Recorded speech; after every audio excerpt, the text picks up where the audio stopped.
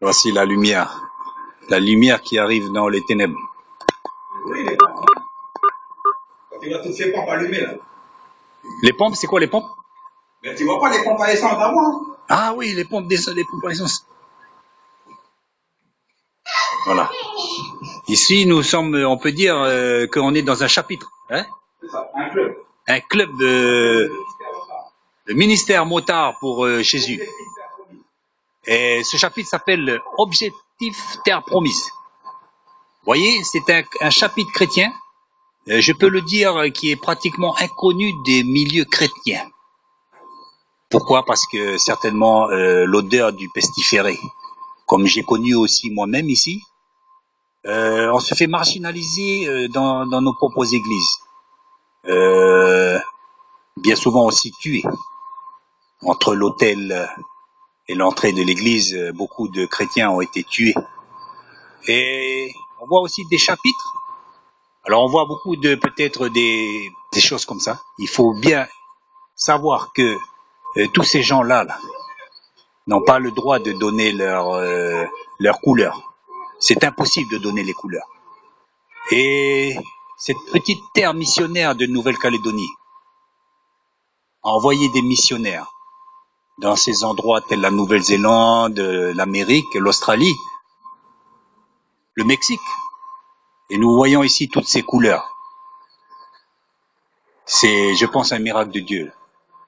Voilà les couleurs de la Nouvelle-Calédonie.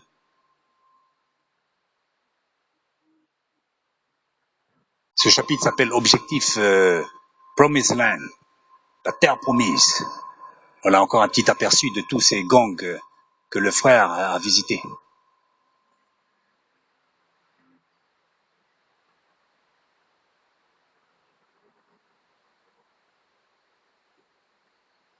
Et c'est pour ça que les a priori de certains chrétiens qui ont vu beaucoup de démons, de Satan et tout ça, là, donc ils ont automatiquement ils ont été marginalisés, catalogués.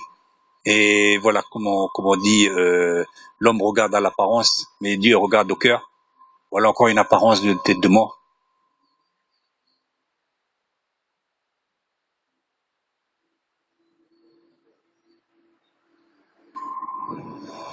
On finit par la lumière.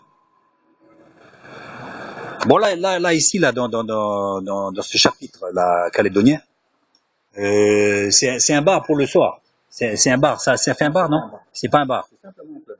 C'est un club. Il y a du monde qui vient chaque soir? Non. Et ici, ils viennent le week-end. Le week-end ils viennent pour faire. Tous les motards qui sont de passage, qui montent sur la foi et tout, Oui. eh bien, il arrive que quelques dimanches, ils s'arrêtent ici pour manifester leur amitié, leur respect, D'accord. passer un moment avec nous. Et ensuite, ça nous permet de rencontrer les nouveaux motards qui nous présentent. Ah, ok, d'accord. Ok, d'accord. Ah, ok, d'accord. C'est un passage, disons, obligé un peu, quoi. Un passage obligé ici. Et donc, toi, toi, tu es un chrétien. Comment tu vois la chose de mettre des têtes de mort avec le feu? Comment tu interprètes ça, toi, dans ton esprit chrétien? J'interprète de cette manière-là, c'est qu'on ne peut pas attirer les mouches sans mettre du miel. On peut pas attirer les mouches sans mettre du miel. Eh bien, à partir de là, comme ça correspond à leur milieu, et que ça ne correspond pas à une église, ça correspond à leur milieu. À partir de là, ces âmes-là, Exactement. ces hommes-là, ces femmes-là, ces motards-là, eh bien, viennent dans ce lieu-là parce qu'ils correspondent très très bien à leur identité. Voilà, exactement. Ça nous permet également, eh bien, de leur remettre ensuite, eh bien, la Biker Bible en les faisant visiter après la chapelle. Quelle particularité de cette Biker Bible? C'est la même Bible. La particularité de la Biker Bible, c'est que c'est tout le Nouveau Testament, Oui. mais simplement avant le Nouveau Testament et après le Nouveau Testament, il y a énormément de témoignages de motards convertis. Ah, dans la Bible. Dans la Bible. C'est inclus dans la Bible. Exactement. Il y a des témoignages avant et après le Nouveau Testament, mais il n'y a pas l'Ancien Testament. Il n'y a pas l'Ancien, c'est le Nouveau Testament. Ouais, c'est mieux ça.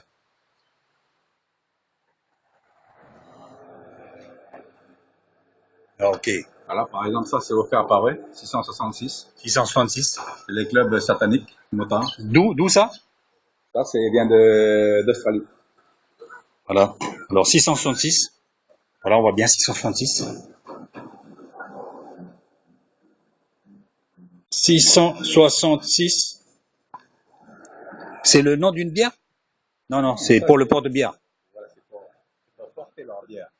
Mais un club satanique, eh bien, il a toujours comment dire ça, ce récipient-là, avec la marque de la bête dessus. Ah, d'accord, d'accord, d'accord. Parce que tu me dis que pour eux, là, parce que dans beaucoup de manifestations, ils font des sacrifices et tout, il y a des manifestations de démons. Et le démon, tu me disais que le démon, il disait lui-même que Jésus était un usurpateur, un menteur, et que Jésus était bien mort à la croix, mais il n'y avait pas de résurrection. Et donc, le démon, lui, faisait voir certainement le paradis comme une orgie éternelle, comme un lieu de plaisir. Exactement. Ils ne voyaient pas, pour eux, c'était pas les flammes de l'enfer, c'était quoi pour eux l'enfer? L'enfer représente justement ça. Eh bien, une grande orgie. C'est pour cela que dans tous les gangs de motards, Une orgie éternelle. Une orgie éternelle, mais c'est pour cela que dans tous les gangs de motards, ou tous les clubs sataniques, ou tous les milieux sataniques de par le monde, il n'y a aucun interdit. Aucun interdit. Aucun interdit. Il y a les sacrifices d'animaux, il y a les accouplements avec des animaux, il y a les accouplements avec les démons, il y a toutes ces choses-là. Eh bien, parce qu'il n'y a aucun interdit. Il y a la permissivité en toutes choses. Puisque Satan, qui est leur propre Dieu, leur donne toute, eh bien, cette permissivité en leur disant que l'enfer n'existe pas. Et donc, et l'enfer lui appartient, et l'enfer, eh bien, ce n'est pas ce que décrit les chrétiens, un lieu de tourment, mais c'est un lieu, justement, eh bien, d'orgie. De plaisir. De plaisir, avec aucun interdit. Restriction. Il a dit, ce que vous connaissez comme débauche sur la terre, exactement, vous l'aurez 100 fois plus là-bas. Exactement. Et voilà, vous retrouverez tous vos amis qui sont déjà partis, qui ont disparu. Vous les retrouverez en enfer pour continuer la fête, pour continuer ce que vous faisiez avant. Eh bien, dans le monde, mais là, avec la vie éternelle, quoi, dans l'immortalité. Dans l'immortalité. Ça me fait penser exactement comme ceux qui se font sauter la cervelle, là, avec des ceintures de bombes autour, et ils pensent qu'après, dans l'au-delà, ils auront 72 vierges. Voilà encore un des mensonges de Satan. Voilà encore un petit, je vais finir ce petit film là par regarder l'affiche là. Jesus is my life.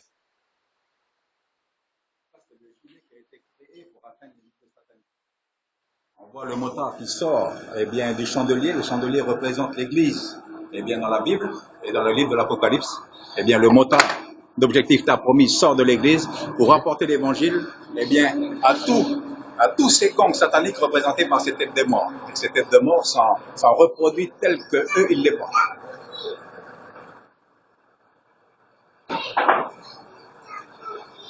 Ah, ok, d'accord. Voilà l'objectif. Encore, exactement comme le Christ s'est identifié à nous, est venu s'incarner dans une chair humaine. Ainsi, le frère s'incarne un peu dans ces milieux sataniques, mais tout en faisant voir le chandelier qui représente Dieu et qui vient rentrer dans ces mouvements sataniques et diaboliques pour apporter cette lumière au milieu de cette confusion.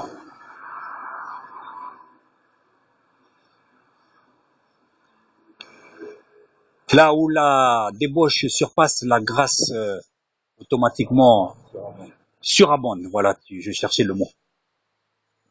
Nous sommes dans la chapelle. Voici la chapelle.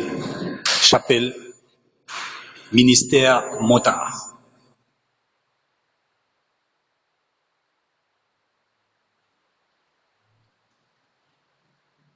Voilà, le frère, il doit prêcher là dans l'estrade là.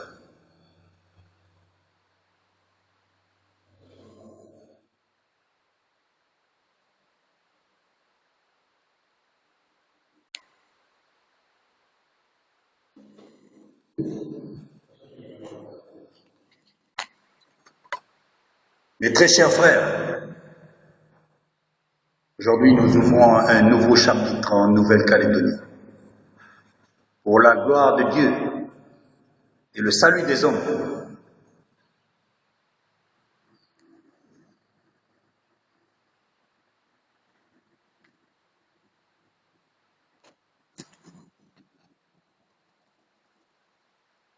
Club de motards chrétiens international. Objectif, terre promise.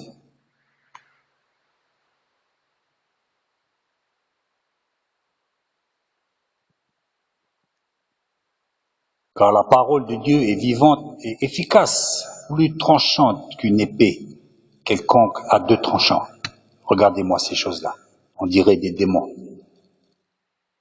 Jésus, après sa mort, n'est-il pas descendu aux enfers?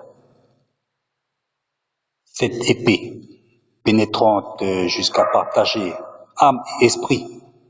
Et vous connaissez la suite. Jointure et moelle, elle juge les sentiments et les pensées du cœur. Vous rentrez dans ces milieux de Hells, vous rentrez dans ces milieux sataniques, comme Wilkerson, quand il a été à New York, voir les Mau Mau, le gang de Nicky Cruz. Il a failli se faire découper en 1000 morceaux. Il faut vraiment avoir la foi. Voici cette petite chapelle. L'Éternel est ici. Et dimanche, j'étais au culte et puis il dit, il y avait une chanson qui dit « Dieu est là ».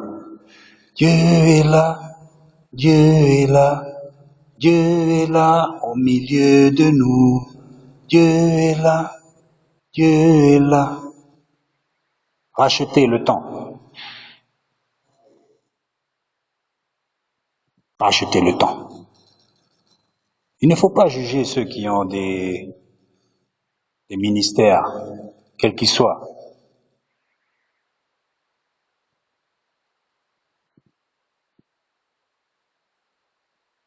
Dieu est le maître de la moisson.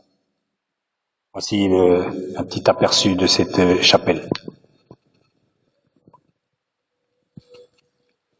Évidemment, il y a des flammes.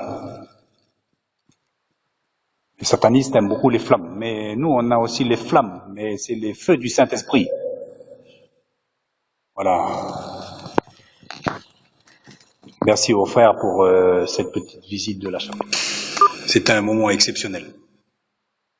Et donc, voici à l'intérieur de ce coffre-fort, eh bien, le coffret d'alliance offert par le grand rabbin, eh bien, des murs des lamentations de Jérusalem, qui n'est offert exceptionnellement aux goy. C'est une chose normalement interdite de donner aux païens, mais exceptionnellement par notre ministère d'intercession pour Israël, Dieu lui a confirmé qu'il pouvait nous offrir donc le coffre d'alliance, eh bien, au ministère moteur objectif terre promise, et le voici. Gloire à Dieu. Voici le coffre d'alliance. Gloire à Dieu. Eh bien, vous avez à l'intérieur le rouleau d'Ésaïe, fait à la main, écrit à la main par les scribes. Fait à la main. Et c'est un cadeau exceptionnel qui n'a jamais été offert aux goy, sinon exceptionnellement. Il y en a peut-être en Nouvelle-Calédonie, il n'y en a aucun. Dans le Pacifique, il y en a probablement uniquement que dans les synagogues, dans le Pacifique, qui sont représentés en Australie, en Nouvelle-Zélande ou ailleurs. Et puis dans le monde, il y en a peut-être, disons que une vingtaine qui a été donnée à des goy de par le monde et en général à des très grands pasteurs, comme Billy Graham et d'autres. On dirait pas que ça a été fait à la main. On dirait que c'est tellement, les lettres, chaque lettre est tellement, comment on appelle, dimensionnée à la juste dimension. Et pourtant, ça a été fait à la main. Fait par les scribes en Israël. Je pense que les scribes en Israël, quand ils font ces choses-là. Ils sont c'est pas n'importe qui peut écrire ça. Et comment ça se passe, ça? Eh bien, pour écrire avec un rouleau, il faut avoir une autorisation spéciale. Il faut être quelqu'un d'une très très grande sainteté. Et ils continuent à faire toutes leurs ablutions, comme ils disent, se nettoyer, se laver 7 fois par jour. Ils présentent la plume eh bien, au Seigneur, elle est sanctifiée, elle est purifiée, elle est consacrée, ainsi que leur vie, le papier lui-même est consacré, purifié, sanctifié. Et puis, tout leur travail est contrôlé par de très très grands rabbins, parce qu'il faut qu'ils reproduisent exactement eh bien, ce qui est écrit dans l'Ancienne Alliance, c'est-à-dire eh bien, que ce soit la Torah ou que ce soit tous les livres de l'Ancienne Alliance. Il faut que ce soit fait devant Dieu, avec une onction particulière de la part de Dieu, Il faut que ça retrace exactement, il faut qu'il n'y ait pas à l'intérieur de ces rouleaux-là, eh bien, quelque chose qui pourrait nuire, eh bien, à l'authenticité, eh bien, de la parole de Dieu et de l'Alliance. Est-ce qu'on peut dire que nos Bibles à nous, l'Ancien Testament, reproduit fidèlement ce qui est marqué dans cette Torah? Oui, donc d'accord. Maintenant, avant qu'on te donne ce coffre de l'Alliance, le rabbin a dû prier. Il a dit, reviens dans 2 jours. Il a dit que Dieu lui avait donné l'autorisation de te donner ce coffre. Étant donné que, entre guillemets, je dis bien, ils n'ont pas le Saint-Esprit, comment Dieu leur a donné cette révélation? Ont-ils eu des signes? Comment ça se passe, si tu as pu le savoir? Il serait peut-être... Quels sont ces signes? Il serait peut-être faux de dire qu'il n'est pas l'Esprit de Dieu. Je pense que l'Esprit de Dieu est dans toute croyance. Ce qu'ils n'ont pas, c'est la révélation de Jésus-Christ. La révélation de Parce Jésus. que le voile n'est pas ôté encore de leur esprit. D'accord. Le voile concernant la messianité de Christ. D'accord. Et donc comme Dieu d'Israël. Mais je pense sincèrement que l'Esprit de Dieu est en eux pour que, par le fait même qu'Israël existe encore, après toutes les pogroms, l'Holocauste, toutes les persécutions, bien sûr, ce peuple, selon les Écritures et selon la promesse de Dieu, eh bien, est toujours en vie actuellement. Il a retrouvé sa terre, il a retrouvé sa nation. La ville de Jérusalem est redevenue la ville indivisible, eh bien, d'Israël, selon les promesses de Dieu, et malgré l'opposition des nations, et puis certainement également des milieux sataniques de Satan, eh bien, tout cela prouve que l'Esprit de Dieu agit en Israël. D'accord. Et agit au travers de ses scriptures. Une dernière question. Bon, voilà, cet objet va revenir dans son lieu. Il faut dire que derrière ce voile, c'est considéré comme le lieu très saint. Ok, d'accord. Donc le coffre va se refermer. Je reviens à cette question. Est-ce qu'ils n'ont pas, j'ai cru entendre, je dis peut-être une bêtise, ils ont le purim et le turim, je sais pas quoi. Ce sont je crois, c'est comme des signes qu'ils consultent. Voilà. Voilà. Donc c'est bien ça. Mais je ne peux pas vous le dire parce que simplement je n'étais pas présent. Ouais, d'accord. Mais le grand rabbin des murs de la fondation à Jérusalem, c'est le Billy Graham des Juifs. Le Billy Graham des Juifs. Qui se tient devant Dieu. Tout à fait. Bien sûr, sur la base de l'ancienne alliance. Bien sûr. Les hommes de Dieu. Bien sûr. Les hommes intègres. Bien sûr. Ce n'est pas moi qui va me permettre de douter de leur foi en Dieu et de leur véracité, de leur intégrité, de leur authenticité. Mais voici ce témoignage-là de choses que le frère, il est peut-être le seul à avoir ça, mis à part la synagogue de Nouvelle-Calédonie, avoir ce rouleau de l'Alliance. Encore un témoignage des personnes qui sont parfois seules, qui sont peut-être devenues frustrées, mais avec le Seigneur, on est des durs à cuire. Mais des choses qui sont pratiquement inconnues et qui pourtant portent de très beaux fruits à l'extérieur. Donc, un encouragement à tous ceux qui pourraient un jour se sentir prêts à abandonner ou quoi que ce soit. Mais à partir du moment où on a une révélation, on sait en qui on a cru, comme le disait l'apôtre Paul. Rien, je dis rien, ni personne ne pourra nous terrasser. Gloire à Dieu. On dirait un simple morceau de bois, mais voilà une histoire de... Alors, vous voyez, comme ça, visuellement, il ressemble à un morceau de bois, mais en fin de compte, il représente, eh bien, symboliquement le bâton que Moïse avait. Et donc, quand il parcourait, eh bien, les solitudes, eh bien, de ce désert où il était en exil. Et ça symbolise également le jour de son appel, également dans le buisson ardent, et que Dieu lui a dit, prends ce bâton-là et va rencontrer Pharaon pour libérer mon peuple, eh bien, de l'esclavage de l'Égypte. Et cet homme-là, quand il s'est converti, eh bien, En prison. Il s'est converti en dehors de la prison. En dehors de la prison. Mais quand il s'est converti, eh bien, il a voulu symboliser sa conversion au travers de ce bâton qui, pour lui, symboliquement, reproduisait son appel. Eh bien, à servir le Seigneur et à servir le Seigneur dans les milieux bikers 1%, eh bien, tous ces gangs qui sont aux États-Unis. et que Dieu lui donnait, eh bien, symboliquement ce bâton-là c'est comme un bâton de pèlerin, et donc qui symbolisait son appel pour parcourir les États-Unis et bien sûr le monde, pour aller à la rencontre des gangs, pour leur annoncer la bonne nouvelle du salut en Jésus-Christ. Et quand nous l'avons rencontré, eh bien, dans une ville du Texas, et ce jour-là, eh bien, exceptionnellement, il nous a remis, eh bien, ce bâton-là, qui symbolise, eh bien, le bâton de l'appel, le symbole de l'appel de Dieu pour Dieu. Et puis, il nous a transmis cet appel-là pour nous dire maintenant, eh bien, je vous passe le flambeau.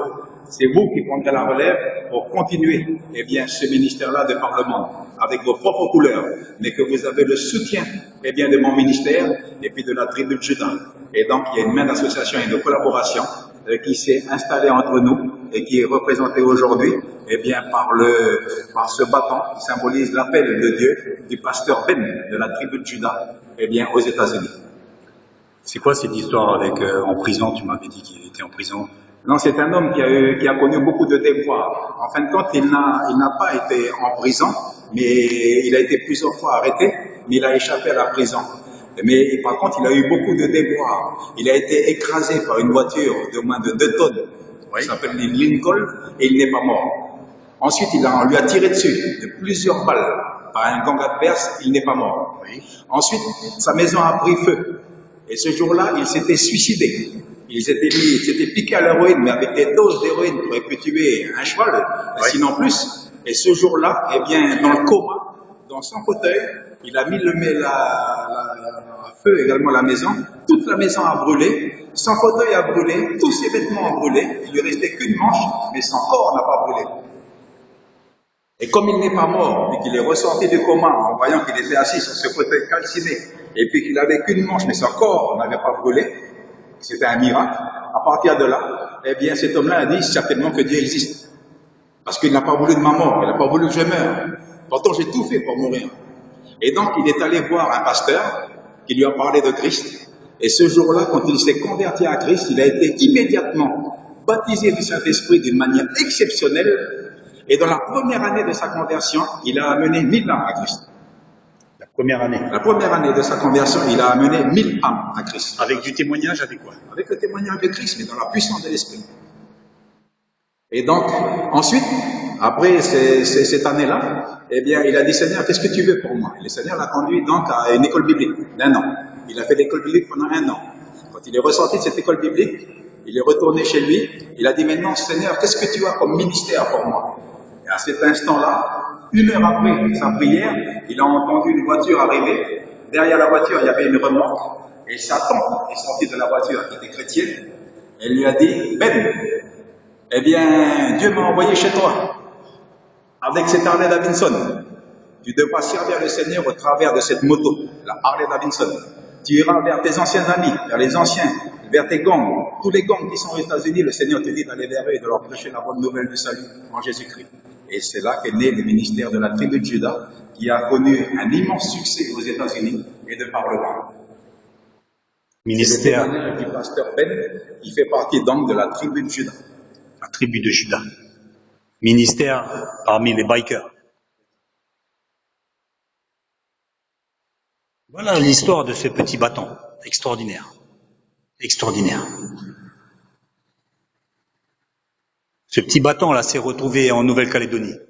Et il peigne pas de mine, mais regardez toute l'histoire qui symbolise, qu'il y a derrière ce petit bâton. Vous avez aussi la date de sa conversion gravée dessus. La date de sa conversion est gravée sur ce bâton.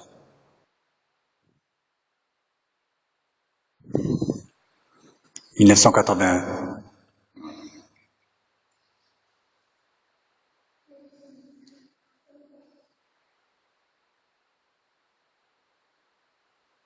Founded 1981. La tribu de Juda a été fondée en 1900. En 1980, la tribu de Juda. C'est un ministère qui est en Amérique. C'est un ministère qui est né aux États-Unis, mais qui est devenu international aujourd'hui. Ah d'accord, je connaissais pas. Des chapitres dans pratiquement un grand nombre de pays dans le monde. Je connaissais pas. Tous les chapitres ont démarré avec ce frère Ben. Et ce bâton symbolise, on peut dire, l'appel de Dieu. Donc et ce bâton se retrouve où? En Nouvelle-Calédonie. Donc, vous voyez, c'est vraiment encore un grand témoignage de ce que un endroit, vous voyez, on résonne, ça résonne naturellement, comme une caverne de chauve-souris. Qui c'est qui vient dans une caverne? Et pourtant, de cet endroit-là, peut se propager un ministère, je dirais, mondial.